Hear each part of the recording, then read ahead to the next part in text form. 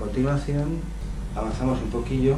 Aquí tenemos, esta serie se llama Crítica de la Policordia, por el vocablo heleno-griego, que se traduce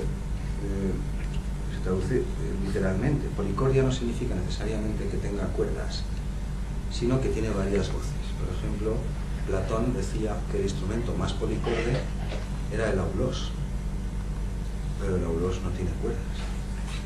Lo que ocurre es que hace dos voces diferentes, claro, un tubo es más largo, los agujeros están dispuestos de otro modo, y por eso le llamaban más, por eso y por otras cosas que ahora no vienen al caso. Pero hay una serie de 4 o 5 clases de estética, mayormente, que se llaman así. Crítica de la policordia es el primer término, y después el nombre del instrumento. En este caso, es un repaso a algunas fuentes antiguas, grecorromanas simple, sobre flautas, y sobre todo flautas dobles. No es lo mismo flauta doble que aulos doble, eso ya se irá aclarando por el camino. A continuación, ahora les mostraré más. A continuación hay una historia antigua del canto, que esto es una conferencia, no es una clase, se grabó en el Conservatorio de Alicante. Una primera parte que habla de los espectáculos dramático-musicales de la antigüedad, porque en toda tragedia había un coro, pero un coro numeroso, nada de 12 y 15, eso que dicen por ahí a veces, no, 40 y 50, y el único, bueno, a veces eran de 15, depende, a veces eran de más. El único instrumento presente que acompañaba a los coros era el aulos doble. Tenía un sonido muy potente y otras propiedades que yo ahora no voy a entrar. Esta clase también está por aquí, distribuida de un modo parecido, pero no me quiero parar ahí, quiero ir más a los instrumentos, que entiendo que es más su tema. Por ejemplo, avanzamos un poco más. Aquí tenemos una versión parecida a las de antes, que reúne las dos, tanto los Balcanes como Georgia. No es la misma, fue otra clase. Antes se trataban por separado, cada una tenía su propia clase, y aquí hay una especie de aquí, donde aparecen las dos cosas mezcladas de una forma más, un enfoque diferente, un enfoque similar. A continuación tenemos otra sobre la Grecia clásica, sobre los géneros. A eso llegaremos en un programa que lo trataremos. Género diatónico, género cromático, género enarmónico.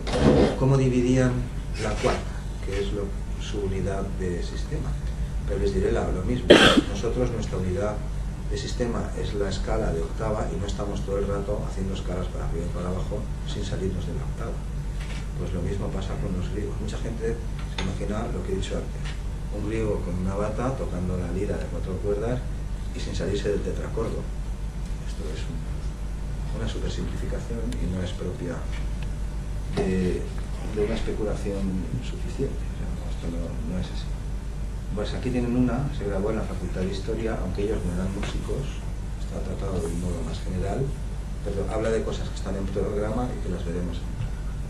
A continuación hay otra crítica de la policordia, en donde se hace un recuento de representaciones de arpas babilónicas, porque claro, el arpa es ligeramente diferente de la lira. Además, el intérprete tiene las dos manos libres y cada mano tiene 5 dedos. Es decir, que es cierto, no es como un laúd o una guitarra donde yo tengo 6 cuerdas o las que tenga, pero cada una la puedo interrumpir de donde sea y puedo hacer muchas cosas, incluso que suenen a la vez. Es que aquí cada cuerda da el sonido que da y ya está. Pero son grandes, tienen muchas cuerdas. Hay que recordar esto. Hay 2 representaciones mesopotámicas, ahí se consigna, donde están publicadas solo 2, en donde aparecen arpas gigantescas con 2 artistas que están tocando a la vez. Según la teoría oficial al uso, pues estarían haciendo do o fa, y de ahí no saldría. Pero esto el problema no parece estar bien planteado por mi música. Aquí tenemos las otras que les decía de la serie, una dedicada a liras, todas estas tienen su correspondencia por dentro. Estas se grabaron todas en Alicante. Una dedicada a liras, porque el caso más simple es la de 4 cuerdas, pero realmente hay instrumentos en tiempos de Roma, creo que ya lo dije aquí en la clase anterior, instrumentos de precisión, hechos por un luthier, un ensamblado de madera similar, no voy a decir igual o mejor, pero similar a cualquier instrumento de cuerda actual, que tiene maderas, pero no es solo eso. Eso hay que trabarlo, ponerle nervaduras, porque soporta tensión y si no funciona ni dura, pues no es un instrumento musical. Pero en el caso de las liras no hacemos tanta insistencia en el problema, porque no es tan evidente. Pero en el caso del Aulós Doble sí, aquí tienen una sesión sobre los ejemplares que quedan. Aulós Dobles no faltaron en ningún funeral pagano hasta el 380 y tantos, en ninguno. Digo, de los romanos y en los griegos también. Siempre había al menos un Aulós, los que tú pudieras pagar. Aulós hubo por todas partes. En una ocasión, en tiempos de los emperadores, esto es creo que todo en el siglo III, hicieron huelga los auletas de Roma porque no les pagaban lo que les había. Pues había muchísimos, pues había del culto, profesionales, particulares, para todo. Y pues como ahora, músicos, ¿ustedes los contratan o no?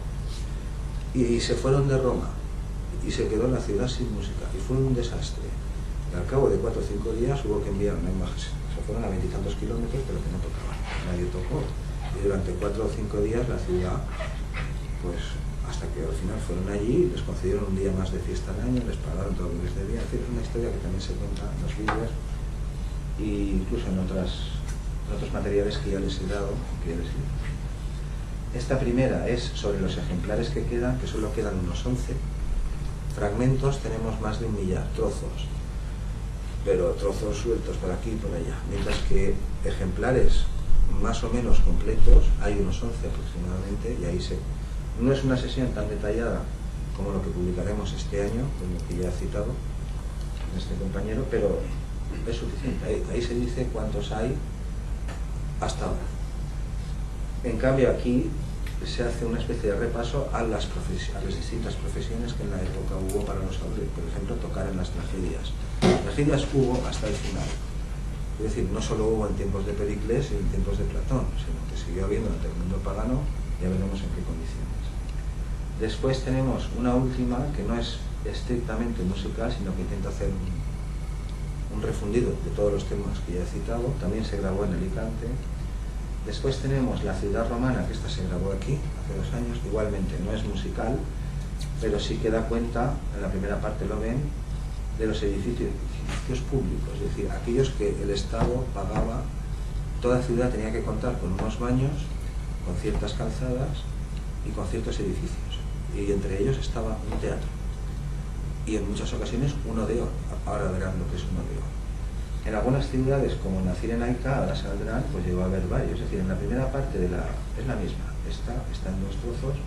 En la primera parte se habla de los edificios, acueductos, foro, que es la plaza pública, alcantarillados, edificios de espectáculos, los templos oficiales de Roma. Todas esas cosas tenían que estar en la ciudad, y si no estaban, el imperio las financiaba. Y entre ellas siempre estaba el teatro, al menos un teatro, y en algunos casos bastantes, un odeón, ahora lo veremos. Mientras que en la segunda parte de esta charla, de lo que se habla es de lo que ocurría en esos teatros, es decir, de tragedias, comedias y qué cosas componían eso. No lo he dicho, pero durante el curso lo diré. Las tragedias antiguas, griegas y también romanas, porque los romanos seguían interpretando los clásicos, un espectáculo de estos contenía los 4 elementos básicos de las óperas modernas. Es decir, había números cantados solistas y grandes voces, las hubo, ya lo creo que las hubo, viajaban por todo el Mediterráneo. Había diálogos hablados, en el sentido que vemos hoy en el teatro. También había números corales al comienzo, al final, y donde considerase el autor en esa tragedia. Y también había recitativos, que es una forma de cantar sin entonar o de hablar sin acabar de cantar, etc. Es decir, una forma intermedia entre lo que llamamos habla y canto, que no estoy diciendo que fueran óperas, pero claro, se parece sospechosamente.